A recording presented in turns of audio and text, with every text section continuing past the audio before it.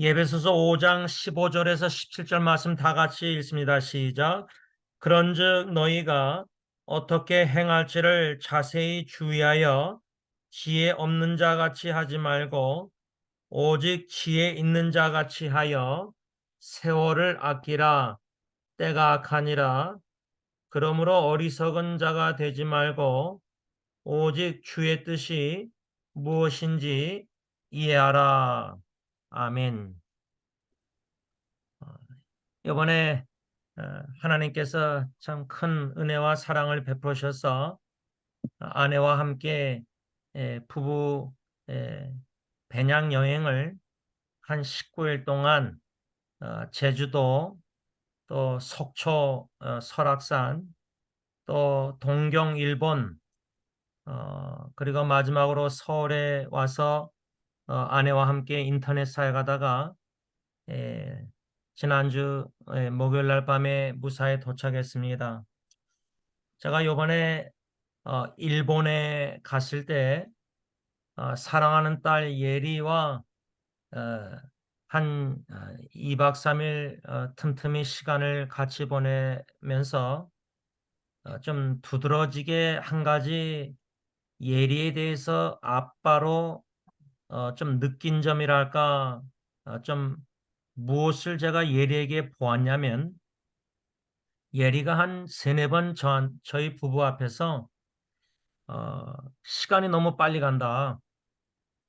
일본에서 시간이 헌신을 1년 했는데 벌써 이렇게 4개월째 오면서 어, 너무나 시간이 빨리 가니까 예리가 아마 시간이 많이 아까워하는 느낌을 제가 받았어요. 그래서 예리가 뭐라냐면 원래 내년 6월 말까지 1년 헌신했는데 한 달을 더 추가해서 1년 1개월 동안, 그래서 내년 7월 말에 이제 아마 오려고 하는가 본데, 그러다 헤어지기 전에 또 무슨 말 하냐면 어쩌면 기도하는 가운데 자기가 2년, 1년 더 헌신해서 한 2년 그렇게 일본에 있을지도 모르겠다 그렇게 말하더라고요. 그래서 저희 집에 있을 때는 뭐 이렇게 좀 시간이 뭐 아까워하고 뭐 그런 모습을 제가 잘 못 봤는데, 일본이 좋은 건지 아니면 일본에서 여러 가지 하나님의 은혜와 사랑을 경험해서인지 이 예리가 일본에서 시간을 참 아까워하는 그 모습을 참 엿보았습니다. 그래서 제가 어, 일본을 떠나 한국으로 서울로 와서 어, 예리에 대해서 한 대여섯 가지 제가 생각하고 글을 썼는데, 그 쓴 글 중에 오늘 본문 예배소서 5장 16절 상반절에 세월을 아끼라, 예리가 세월을 아끼는 모습을 제가 보고 이 말씀을 묵상하게 되었습니다. 현대인의 성경으로는 세월을 아끼라는 말씀이 시간을 아끼십시오 이렇게 써 있습니다. 그래서 예리처럼 저도 아빠로서 시간을 아끼자, 세월을 아끼자, 예? 그런 마음 가짐을 가지고 오늘 이 가정 예배 때 이 본문 말씀을 예배소서 5장 16절 외에도 15절에서 17절까지 선택을 했습니다. 그 이유는 사도 바울이 예배석 교회 성도들에게 세월을 아끼라, 때가 악하니라 이렇게 16절 말했지만, 그 전절 15절 보면은 그런즉 너희가 어떻게 행할지를 자세히 주의하여 지혜 없는 자 같이 하지 말고 오직 지혜 있는 자 같이 하여 이렇게 말씀했는데, 이 15절과 16절을 연관해서 묵상하면서 제 자신과 우리 온 가족 친척 식구들에게 적용해 볼 때 우리가 하나님께 지혜를 먼저 구해야 되겠다. 제가 예리를 위해서 초등학교 때 무슨 사건이 있어가지고 아내와 제가 교장 선생님을 간 때가 있었습니다. 그때부터 제가 예리를 위해서 하나님 예리에게 지혜를 주십시오라고 기도했는데 이젠 이렇게 대학교 졸업하고 일본에 선교 가서 하나님이 더욱더 지혜를 주시기 때문에 지혜 있는 자 같이 예리가 세월을 시간을 아끼고 있다 저는 그렇게 생각합니다. 그런데 여기서 중요한 거는 하나님이 주시는 지혜로 우리가 세월을 시간을 아낄 때에 중요한 거는 15절에 어떻게 행할지를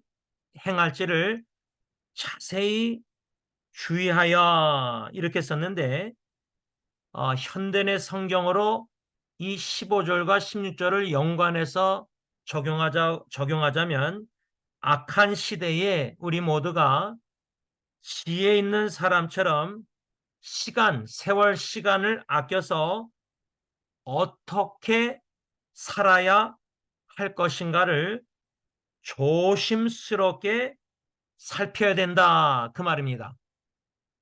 이 15절 말씀을 현대의 성경은 어떻게 살아야 할 것인가 조심스럽게 살펴야 된다. 이렇게 써 있습니다.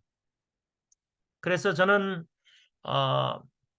이번에 제가 부부 여행을 떠나게 된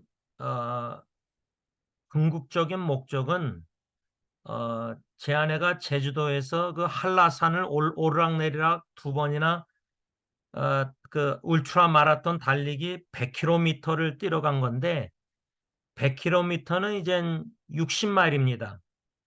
그런데 제가 아내가 뭐 토요일 날 새벽에 그 서귀포 경기장에 이제 같이 나가서 아내가 달리기 하는 것도 제가 다 동영상 사진 찍었는데 주일날 새벽 2시쯤에 다시 서귀포 경기장으로 돌아오니까 그때 좀 나와달라 그래서 저는 토요일날 한 7시에 그 아시안 게임에 그 한국하고 대만하고 저 야구 결승전 뼈다귀 탕 시켜다가 그냥 호텔에서 잘 먹고 테레비 보고 있었는데 그리고 그 끝나면 9시에 한국하고 또 그 축구 결승전이 있었거든요.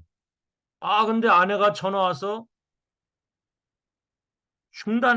중단했다는 거예요, 이 마라톤을. 그러니까 그 100km 뛸 때에 한 몇 개 그 스테이션 정거장이라 할까?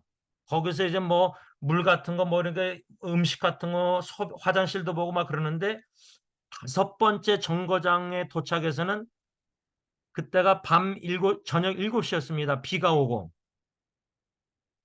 그래서 제가 좀 놀랐습니다. 난 당연히 끝낼 줄 알고 왜냐하면 100마일, 163km를 뛴 사람이니까 뭐 100km 60마일은 당연히 하겠지 저도 생각했거든요. 근데 중단해서 이젠 거기 제주도에 있는 제가 아는 형제 가정이 이젠 호텔에 데려다 줬는데 이 마라톤을 아내가 지금 처음으로 중단한 겁니다. 이걸 통해서 제가 몇 가지 좀 한 2가지 교훈을 좀 생각하게 됐는데 아마 그 미국에서 산에서 뛰는 거하고 한라산하고 다르대요. 제 아내가 그 미국에서 산 100마일 163km를 27시간 20분에 떴거든요. 완주. 그러면 60마일이면은 100km면 63km 더 적고 한 40마일 더 적은 거리인데 그 28시간이 안에 끝내야 된다고 이렇게 말했대요. 그러니까 아내는 아니 뭐 100마일도 27시간 20분이면 60마일이면 뭐 그 전에 끝내겠지 하고 주일 새벽 2시에 이제 나오라 그런 건데 그러니까 아내도 이 정도로 한라산이 어려운 줄 몰랐던 거예요. 왜냐하면 그 산 올라갔다 내려갔다 한라산 그 자체에 그 층계들이 있지만은 또 뭐가 있냐면 돌멩이들이 있었답니다. 돌멩이. 근데 그 돌멩이를 달리기 신발로 밟고 계속 그 뛰어야 되는데 그 돌멩이 잘못 헛디디면은 발목을 삐거든요.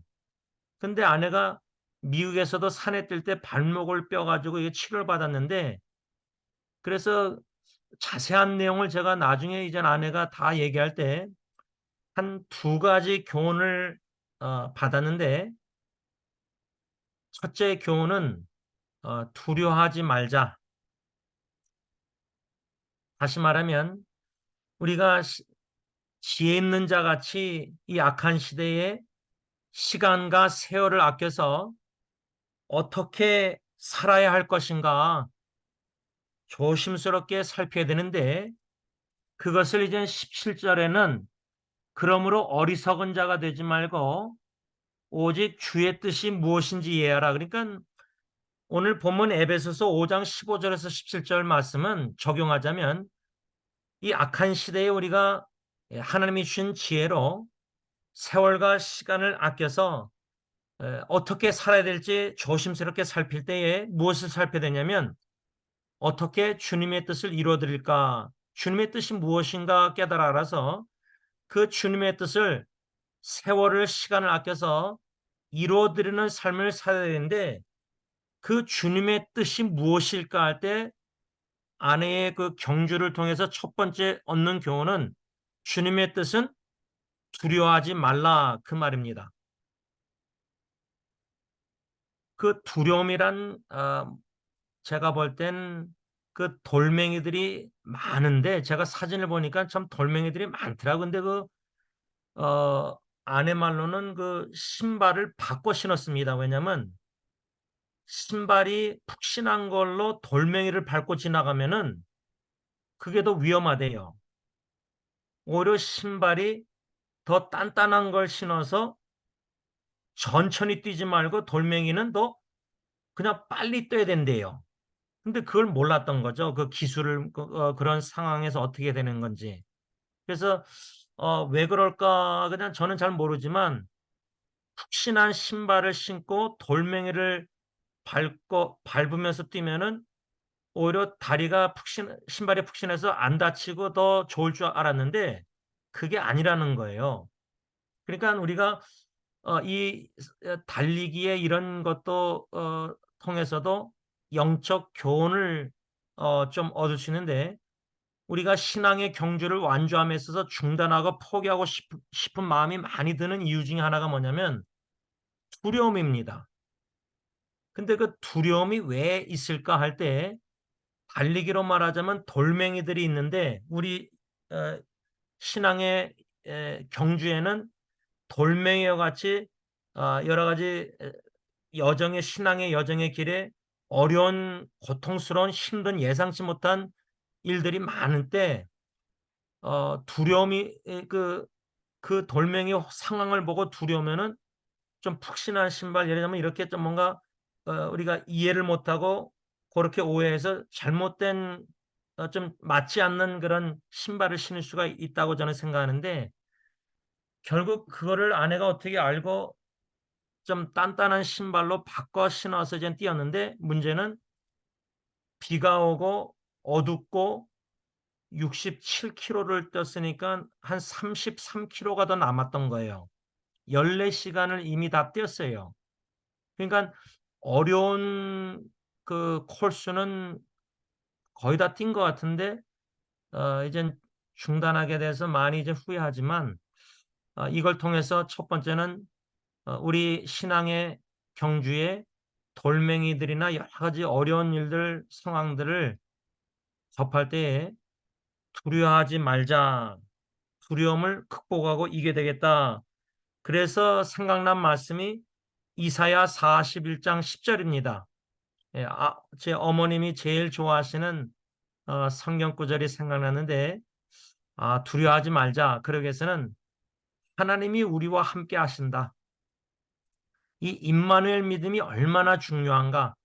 제가 요번에 멘톨 목사님을 이제 만났는데, 어, 전에 이젠 그 가정 식구가 저희 집에 와서 계셨을 때가 있는데, 아마 사모님이 손주하고 둘만 집에 있었던 때가 있었던 것 같아요. 우리 집에. 전 기억이 잘 안 나는데, 근데 목사님 말씀으로는 그때 사모님이 많이 두려워했다. 큰 집에 그냥 이렇게 손주하고 사모님 둘만 있으니까. 여러분, 우리가 다 믿음이 있고 신앙 이렇게 다 하나님 믿는다 하지만은 두려움이 어, 나도 모르게 몰아닥칠 때 두려워할 수밖에 없습니다. 그런데 이 두려움이라는 것이 우리 마음과 생각 모든 걸 감정을 지배하게 놔두면요. 우리는 시간을 세월을 아껴서 주님의 뜻을 이루어드리지 못하고 예, 멈출 수가 있다 저는 생각합니다. 그래서 제일 첫 번째 교훈은 하나님의 뜻은 두려워하지 말라. 왜? 하나님이 우리와 함께 하시고 정녕 우리를 도와준다고 약속하셨으니까 그 하나님의 도우심을 믿고 의지하고 임만을 믿음으로 내 안에 두려움, 여러분들 지금 어떤 마음의 두려움이 있으십니까? 혹여나 자녀가 주님을 떠나고 또 육신의 죽음이나 여러 가지 우리가 가정 식구들을 생각할 때 두려운 상황들을 우리가 예상할 수가 있는데 어, 어떤 어려운 돌멩이 같은 두려운 상황이 있다 할지라도 임마누엘 믿음과 하나님이 반드시 도와주시고 능력의 오른손으로 우리 장중에 붙잡으셔서 두려워하지 말고 세월 시간을 아껴서 조심히 살펴 어떻게 살아야 될지 주님의 뜻을 이루어드리는 저와 여러분들이 되어야 된다 그 말입니다. 두 번째 제가 얻은 교훈은 그 다섯 번째 정거장 스테이션에 아내가 왔을 때 아마 71살 되신 딴 나라에서 온 아저씨가 있었나 본데 그 아저씨도 거기서 중단했다고 합니다. 그러니까 더 이상 이제 못 뛰겠다. 그래서 이제 중단하셨나 본데 이 미국에서는 달리기 할 때 그 정거장에서 그 봉사자들이 뭐 물을 주고 음식 주고 막 뭐 하면서 뭐 당신 할 수 있습니다. You can do it 하면서 막 격려한대요. 어? 지금 여기까지 했는데 또 조금만 더 뛰면 된다. 예를 들자면. 근데 이 한국에서 마라톤 하니까 이 서로 말도 안 하고 그냥 그 뭐 정거장 거기서도 뭐 물 같은 거 주지만 뭐 말이 없대요. 그래서 제가 아내가 그 100마일을 완주했을 때 두 명의 페이스 러너를 같이 띄워주는 사람이 있었어요. 한 사람이 뭐 40마일 떠주고 나머지 한 사람이 60마일을 같이 떠줬나? 아니다. 100마일에서 60마일은 이제 혼자 뛰고 포기하고 싶을 정도가 될 때에 그 같이 띄워주는 사람이 두 명이 나머지 40마일을 나눠서 이렇게 띄워준 걸로 알고 있더니 옆에서요. 그거를 영어로 페이스 러너라고 하는데 요번에 아내가 이 페이스 러너들이 있었다면은 완주하지 않았을까? 우리의 신앙의 여정에 완주해야 되는데 목표를 골라인을 보고 근데 한 60마일 뭐 한 40마일 어느 정도 뛰다가 도저히 못 뛰어서 포기하고 싶을 때 그때 만일에 아내 옆에 그 71살 되신 아저씨나 누가 We can do it. 좀 더 할 수 있다. 해보자. 한 스테이션만 더 가보자. 예를 들자면 여기서 얻는 교훈은 두 번째 하나님의 뜻은 뭐냐면 격려하라, 위로하라, 격려하라 그 메시지입니다. 히브리서 10장 24절 보면은 서로 돌아보아 사랑과 선행을 격려하며 제가 대학교를 졸업하기 전에 5학년 때 1년 선배가 졸업하고 나서 돌아와서 너무나 졸업을 하니까 힘들다, 외롭다. 왜냐면 대학교에서는 기독교 동아리에서 참 교제 친교하면서 막 너무 좋았는데 대학을 졸업하고 사회 나가서 직장 생활하니까 너무 힘든 거예요. 외로운 거예요. 영적 교제할 수 있는 공동체가 소그룹이 없는 거예요. 그래서 그때 하나님이 주신 마음 속에서 제가 그 UC 얼바인 코리안 크리스천 엘룸나이시라고 한국인 동문회 기독교 동문회를 조직하게 되었어요. 그게 벌써 25년 됐는데 그때 30년 됐는데 그때 하나님이 저에게 주신 말씀이 히브리서 10장 24절 25절이었어요. 그 24절이 바로 오늘 읽은 서로 돌아보아 사랑과 선행을 격려하며 지금 수정이도 그러고 또 우리 어, 헬렌도 그러고 주위에 이렇게 어려운 식구들 생각할 때 참 많은 격려가 필요할 것입니다. encouragement, 바나바와 같이 위로자, 격려자, 성령의 위로와 참 격려가 많이 필요합니다. 이러한 격려하라는 두 번째 교훈을 아내의 그 달리기 마라톤을 통해서 제가 생각하면서 물론 우리 자신도 위로가 필요하고 우리 자신도 누군가 우리를 격려해 주기를 원하지만 위로받기보다 상대방을 더 위로하고 격려받기보다 더 성령의 위로의 도구로 격려하는 우리 식구들이 되면 좋겠다는 교훈입니다. 마지막 세 번째 교훈은 제가 일본에 가서 예리하고 대화를 좀 개인적으로 1대1로 한 적이 있는데 또 뭐 아내와도 같이 대화하고 그랬는데 참 흥미로운 것은 그 예리하고 그 같이 간 그 중국 자매 그 엘리 자매가 아마 둘이 스타벅스인지 어디 커피숍에 한번 갔었나 본데 거기서 아마 뭐 영어로 대화했겠죠. 그런데 거기 일하는 종업원 일본 아가씨가 다가왔대요. 그러니까 아마 그 일본 아가씨가 영어를 좀 하는지 영어에 관심이 있어서인지 그래서 저희가 있었을 때 예리가 토요일 날 저녁에 그 일본 아가씨를 그 엘리 팀원 선교팀원은 둘이서 같이 가서 만났어요. 그래서 엄마 아빠하고 시간을 못 보냅니다.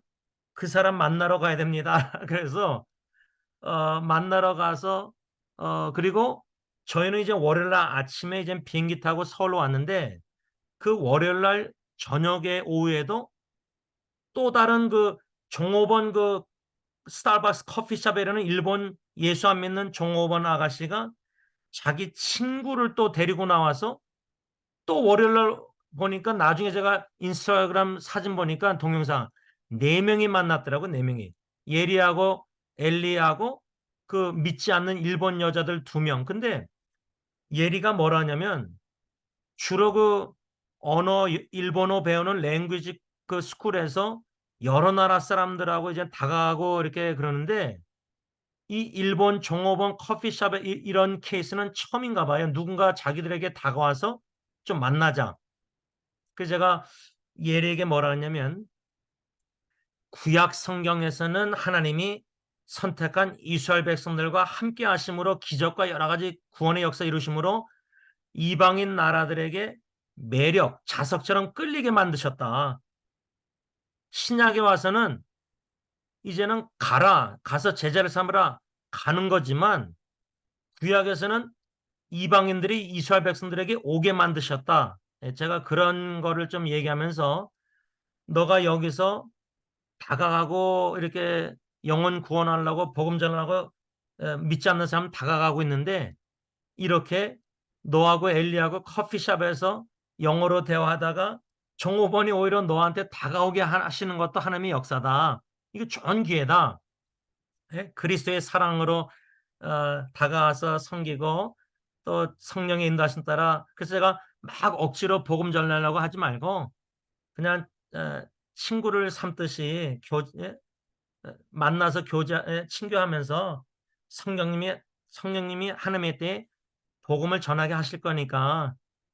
그래서 제가 이 일본에 가서 예를 통해서 예, 이런 대화를 하면서 한 가지 또 얻은 교훈은 뭐냐면, 우리가 매력 있는 그리스도인이 돼야 되겠다. 예, 하나님이 우리와 함께 하심으로, 하나님의 영광을 드러내심으로 사람들이 우리에게 매력을 느껴서 다가오게 하시는 이 역사. 근데 또 동시에 어, 월요일 날 이제 아내하고 서울로 와서 어, 제가 한 인터넷 사역으로 세 명을 일대일로 만났고, 또 어느 자매들 두 명을 아내와 함께 만나고, 그 또 대구에서 오토바이 사고로 뇌출혈로 수술한 형제 부부를 평택까지 지하철 타고 한 1시간 50분 걸려서 가서, 오는 날 목요일 날 당일날 아침에 가서 아내랑 같이 만나서 예배드리고, 또 그 부인하고 식사 대접받고 이젠 공항으로 와서 돌아온 건데요. 세 번째 교훈은 세월을 아끼라, 시간을 아끼라, 지혜 있는 자가 돼서 조심스럽게 어떻게 살아야 될지 살피는데, 주님의 뜻이 뭘까 할 때 우리는 영혼 구원을 위해서나, 또 고통과 질병과 어려움 가운데 있는 지체들을 다가가는, 또 매력도 느끼지만 다가가는, 가라, reach out, 다가가라. 이 세 번째 교훈을 이렇게 받게 된 겁니다. 말씀을 좀 정리하고자 합니다. 제가 예리에 참 에, 함께 아내하고 시간을 보내면서, 얘가 그래도 엄마 아빠 자기 일본에 왔다가 막 챙기려고 노력하는 걸 좀 엿봤어요. 여기저기 구경시켜주고, 또 뭐 음식점도 아주 뭐 줄 서서 오래 기다려서 막 좋은 데 데려가서 뭐 이렇게 했는데, 세월을 막 시간을 아까워하는 모습이 참 저한테는 좀 생소했다 그럴까. 여유 있는 애가 미국에서는 여유 있게 살았는 애인데, 왜 이렇게 시간이 아까운지, 막 일본이 그렇게 좋은 건지 아니면 모르겠어요. 하여튼 잘 모르겠는데, 그 22살짜리 젊은이가 시간이 아까워한다, 세월을 아낀다. 근데 저는 뭐 나이가 벌써 60이 다 돼 가는데, 이거 시간을 아끼는 거, 세월을 아끼는 거, 이게 예리처럼 그 정도는 아니거든요, 제가. 아, 오늘 본문 에베소 5장 16절 말처럼 세월을 아끼라, 시간을 아끼십시오. 때가 악합니다. 이것이 지혜 있는 자의 자세라 생각합니다. 그래서 지혜 있는 자는 시간과 세월을 아껴서 어떻게 살아드려야 될까? 어떻게 주님의 뜻을 이루어드려야 될까? 조심스럽게 살피면서 일상생활에서도, 가정의 생활에서도 뭐 달리기나 뭐 예리 만나는 거나 또 인터넷이나, 또 저는 심지어 수정이 이렇게 질병 투병 중에서도, 어려움 속에서도, 일상생활의 가정생활 삶 속에서도 하나님이 주신 지혜로 어떻게 살아야 될지 교훈을 받을 수 있다는 겁니다. 저는 그 교훈을 세 가지로: 두려워하지 말라, 위로하고 격려하라, 매력 있는 크리스찬이 되고 영혼들에게 다가가라, 고통 지체들에게 다가가라. 그럴 수 있는 저와 여러분들이 될 수 있길 바랍니다. 기도하겠습니다.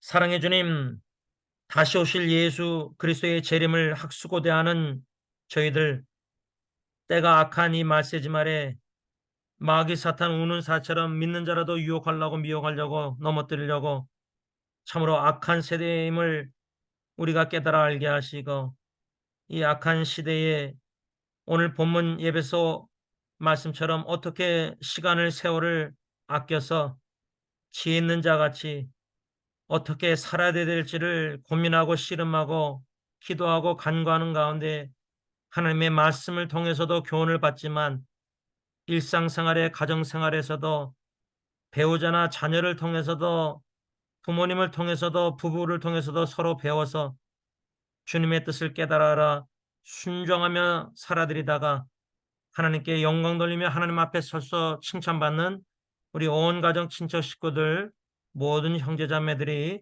다 되게 하여 주시옵소서. 예수님의 이름으로 기도를 올리옵나이다. 아멘. 하늘에 계신 우리 아버지, 이름이 거룩히 여김을 받으시오며 나라가 임하옵시며 뜻이 하늘에서 이루어진 것 같이 땅에서도 이루어지이다. 오늘날 우리에게 일용할 양식을 주옵시고 우리가 우리에게 죄진 자를 사하여 준 것 같이 우리 죄를 사하여 주옵시고 우리를 시험에 들게 하지 마옵시며 다만 악에서 구하옵소서.